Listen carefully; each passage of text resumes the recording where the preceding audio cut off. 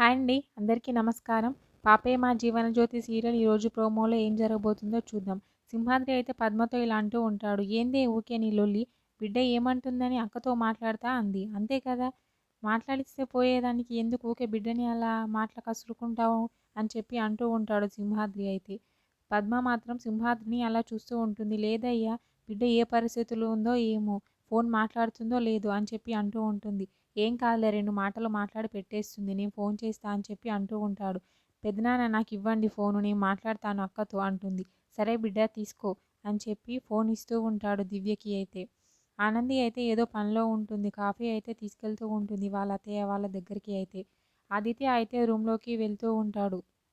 సడన్‌గా ఆనంది ఫోన్ అయితే రింగ్ అవుతూ ఉంటుంది. ఎందుకంటే సింహాద్రి వాళ్ళు ఫోన్ చేస్తున్నారు కాబట్టి ఫోన్ రింగ్ అవుతూ ఉంటుంది.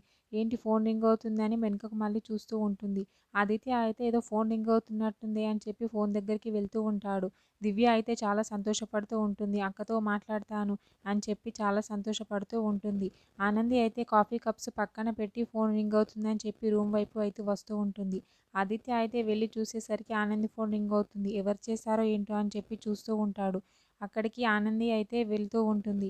మరి ఆదిత్య ఫోన్ లిఫ్ట్ చేసి మాట్లాడతాడా? దివ్య వాయిస్‌ని గుర్తుపడతాడా? మరి ఏంటి అనేది నెక్స్ట్ ఎపిసోడ్‌లో చూద్దాం. ఓకే. థ్యాంక్ యూ అండి. నా ఛానల్‌ని సబ్స్క్రైబ్ అండ్ లైక్ చేయండి.